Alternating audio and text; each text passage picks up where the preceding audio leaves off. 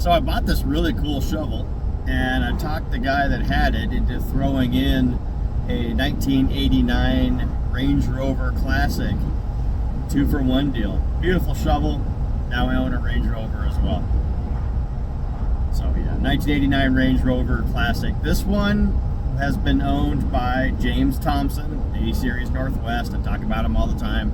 Guy does beautiful work on my minis, and he also went through and straightened out an MGB that I had a while ago. So Range Rovers are something that I've always liked. In fact, I've liked them since I was a toddler. I got a little corgi toy Range Rover when I was like 4, just because I thought it was cool. I still have it. I'd show you a picture of it, but I think it's in a box somewhere. Anyway, really, really cool. I love the way they look, but I've never necessarily wanted to own one. It's like, I think I've talked in other videos, there's cars out there I think are really cool, but I'd be scared to own. And I never thought a whole lot about it, but I think a Range Rover kind of fit into that category. Why? Because they're old and British, which is silly because I have so many old British cars. But I've heard the horror stories. So they have a aluminum V8 originally sourced from Buick. Rover purchased these things way back when to use in these. Now they have made significant improvements to them over the years that they ran them in these, but nevertheless I've heard, well, they overheat, and they do. One of the things that kind of waved me off with these, but when you look at the history on them, which I have now that I own one, most of the time they would overheat. It came down to a stuck thermostat. James, in his wisdom, removed the thermostat, replaced it with a restrictor, which will work well because this is going to be an Arizona rig. That's where I live now. But anyway, back to the story on this one before I go too much further. I went to the All British Field Meet last year and camped out. James had this Range Rover sitting there. It's right in front of my face. I'm looking at it. Of course, I'm going to start just falling in love with the darn thing. Is that a plan, James? But James now has a Land Rover Defender. That's really, really cool. I'll toss a few pictures in on the video. And like an idiot, I said, well, now that you've got that Land Rover, what are you going to do with your Range Rover? Hoping he'd say he wants $4 million for it or something, and instead he hit me with an extremely reasonable price. Thing's low mileage. What am I going to do? I'm going to buy it. Would I have bought it even with the low mileage if it had been somebody else's? Probably not. But as I said, James went through and went over a lot of the stuff that kind of scared me about these. I mentioned already the thermostat. They're prone to having problems as they get older with the fuel injection. And this one did have problems with the fuel injection when James got it. Rather than go through and address the fuel injection directly, they removed it. Replaced it with an Edelbrock. It's got a carburetor on it. Purists won't like that. They'll tell me why it's better to have the injection, and that's cool. You're entitled to your own.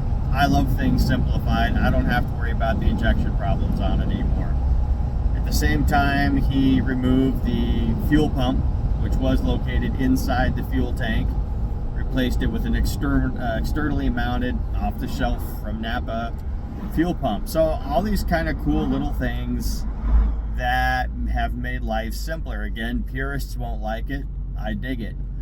That said, it's got its nicks, it's got its dings, it's got its little quirky things here and there that need to be addressed. Headlight switch isn't working quite right. The air conditioning needs to be serviced on it. It's got a list of little stuff with it. Nicks and dings and scratches that are not going to bother me a bit. In fact, in weird Ben Compton syndrome, I kind of like it. It's got all this kind of cool character going to it. I'm going to drive it. I'm not going to enter it in a show to win prettiest Land Rover, Range Rover, whatever. I'll take it out in the desert. I'll go camping with it. I don't got to worry about it. It's already got the nicks and scratches on it. And again, it kind of adds character to it. I like it in my own weird way. But I'm learning a lot. I still have a lot to learn about Range Rovers. I've already kind of linked up via social media with the Land Rover Club down in Arizona, so hopefully that'll come in handy. So far, it seemed like a nice group of people. but I am learning quite a bit about it. One thing that I did learn immediately, I'd never been inside one, never ridden in one, to the best of my recollection. The seating position on these is amazing. You sit up really tall. Apparently all you Range Rover guys already knew that. I just learned it, and I think it's cool. The saying that I've been educated on is you don't ride in a Range Rover, you ride on one. And I guess that's a Land Rover thing too, and I can see why they say that. Man, am I up tall. The ergonomics are amazing. It is so comfortable. The visibility, the steering wheel angle, everything about this, bar none, best, if you want to call it an SUV, best one I've ever driven. And I've had a lot. I've had Broncos, I've had Explorers, I've had Jeeps, I've had 4Runners. Nothing comes close to how awesome this thing feels as far as how high up I sit, everything that I see. This is great. Should have bought one of these years ago. Boy, can you feel the weight. Unlike the 4Runners, unlike the Jeeps I've had, you can feel this thing sits on something pretty damn hefty. I kind of like it.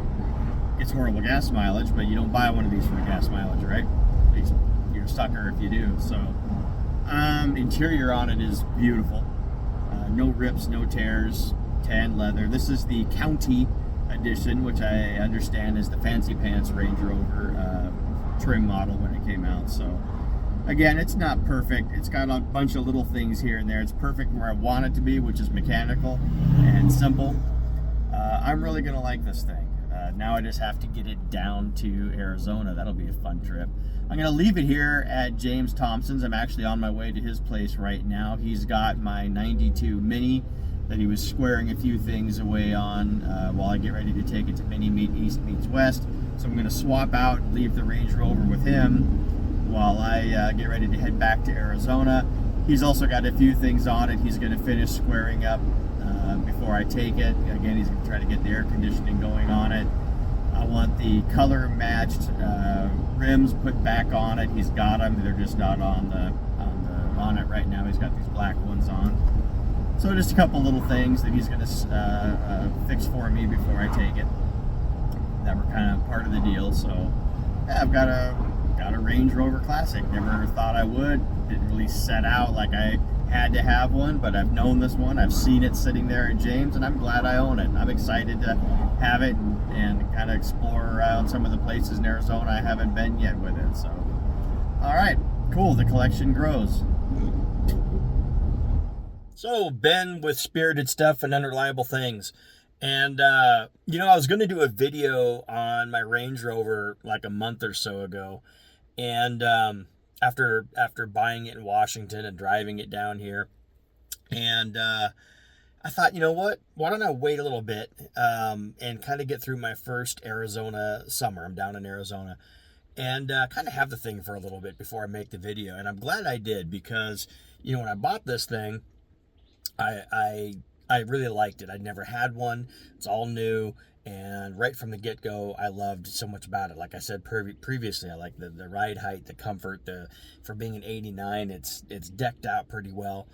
But I thought, let me give it a little bit of time. And I'm glad I did because, now that I've had it for a while, I've been driving it, I like it even more than I ever did before. I love this thing. I knew I liked it. I never thought I would like it this much.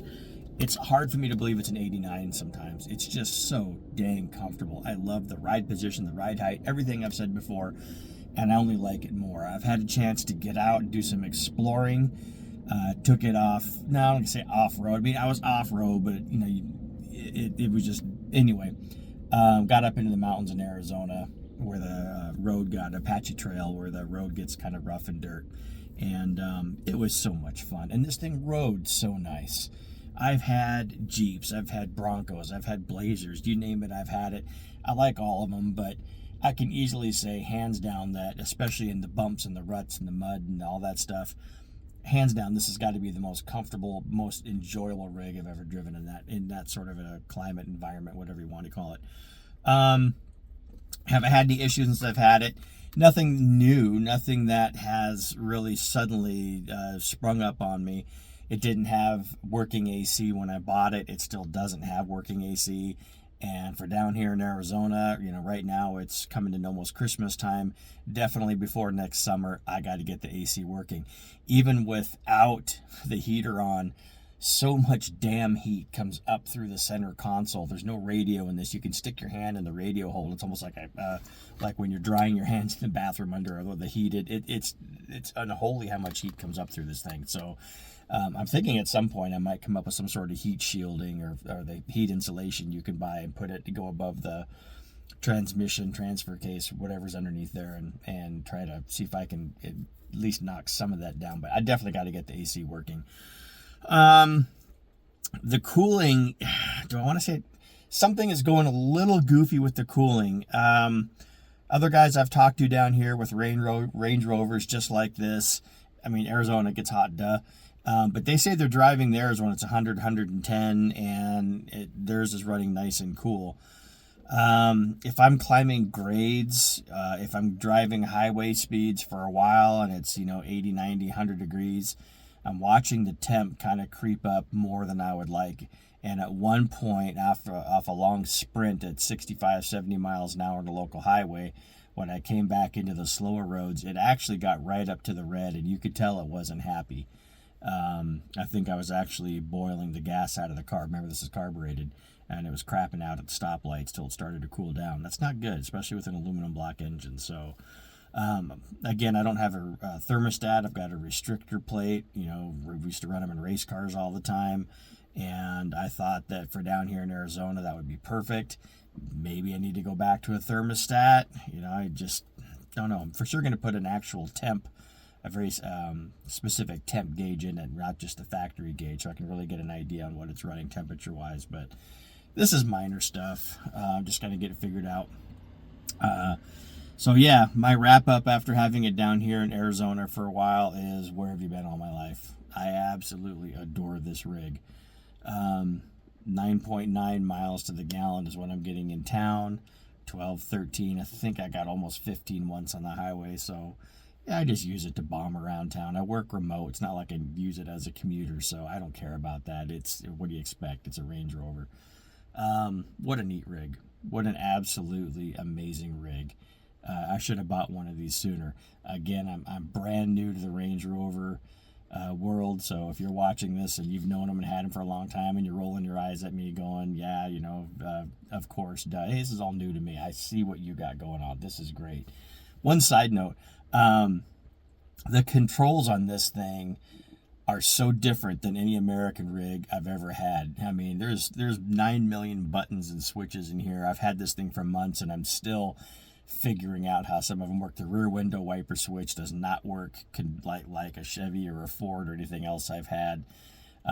You push forward to turn it on, you push forward again to turn it off. You don't push forward and back like you would think. It's weird little stuff. I got such a kick reading the owner's manual. It is so British. Instead of this does that, it's, as you may note, as you will have noticed, the whole introduction about congratulations on your purchase of a Range Rover. If you're ever in this part of England, you should come tour the factory. It just cracks me up. But anyway, it's all fun. It's all good stuff. Built to the character of the Range Rover. So that's it. That's my wrap up of this 89 Range Rover. Absolutely love it. Have nothing to complain about. And what a neat rig to have here in Arizona for climbing up into the mountains. That's exactly why I bought it. I'm looking forward to exploring more in Arizona. I've already got all kinds of destinations all mapped out that this rig's going to take me in. So, Ben Compton's Spirited Drives Unreliable Cars, 89 Range Rover, County Edition, neat rig. Highly recommend.